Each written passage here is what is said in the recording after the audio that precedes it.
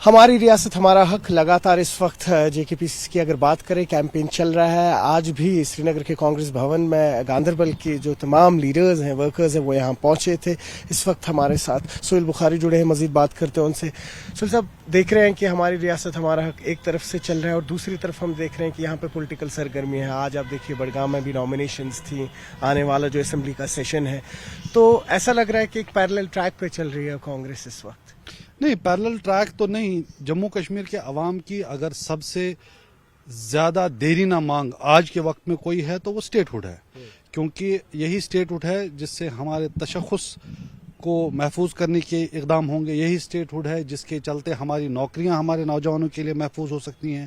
یہی state hood ہے جس کے چلتے ہمارے جو وسائل ہیں وہ جموں کشمیر کے عوام کے لیے مخصوص ہو سکتے ہیں.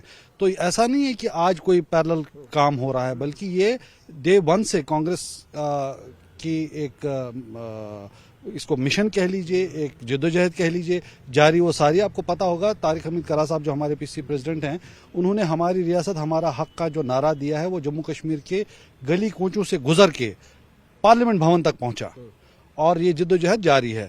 اسی سلسلے کی چند کڑیاں تھیں جس کے چلتے ضلع لیول پہ ہر ضلع کے جو ہمارے ورکر حضرات ہیں, جو لیڈر حضرات ہیں, انہوں نے بھوک ہڑتال کا جو ایک پروسیس شروع کیا تھا وہ جاری و ساری ہے. آج ہمارے گاندربل کے جو جتنے رفقا ہیں, کانگریس سے جڑے ہوئے لوگ ہیں, ہماری لیڈرشپ ہے, وہ یہاں کانگریس بھون میں جمع ہوئی تھی اور اسی ڈیمانڈ کو ریٹریٹ کر رہے ہیں کہ ہمارے حقوق ہم کو واپس دیے جائیں, ہمیں جو ریاست کا درجہ ہے وہ جلد از جلد واپس دیا جائے, تاکہ ہمارے عوام کی جو مشکلات ہیں اس کے ازالے کو لے کے آگے پیش قدمی کچھ ہو پائے.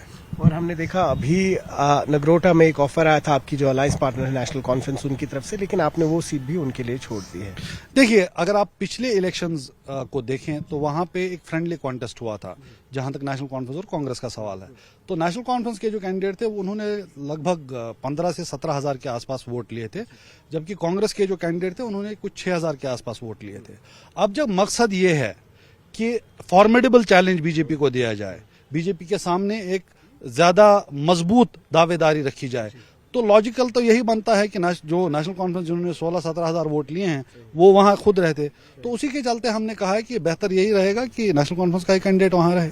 اور ابھی سی پی ایم کے سینئر لیڈر طارق حمید صاحب ہیں, ان سے ملاقات ہوئی, ان سے بات ہوئی, پوچھا ہم نے کہ الائنس کے وہ بھی ایک بہت بڑے حصے دار ہیں, تو کہہ رہے ہیں کہ سب ٹھیک ہے. یہ تو جو ہوتا ہے, اگر ہم نے این سی او کانگریس کے حوالے سے جب پوچھا ان سے تو انہوں نے کہا کہ چلتا ہے, مانی آپ میاں بیوی کا جھگڑا ہوتا ہے, اس کو زیادہ سیریس نہ لیں کیونکہ الائنس جو ہے اس کے ایشوز اور زیادہ بڑے ہیں.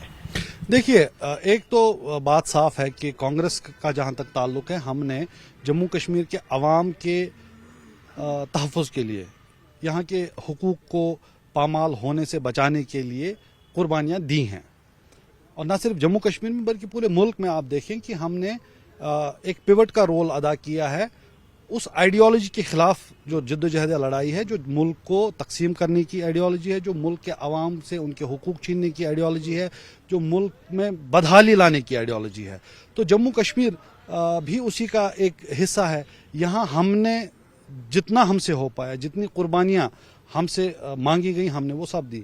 نو ڈاؤٹ کہ چند ایک مراحل ایسے آئے ہیں, جیسا کہ آپ نے ذکر کیا کہ راجیہ سبھا کا الیکشن ہے, تو اس کو لے کے ہم نے یہ چاہا تھا کہ ہم جموں کشمیر سے ایک نمائندہ راجیہ سبھا میں بھیجیں.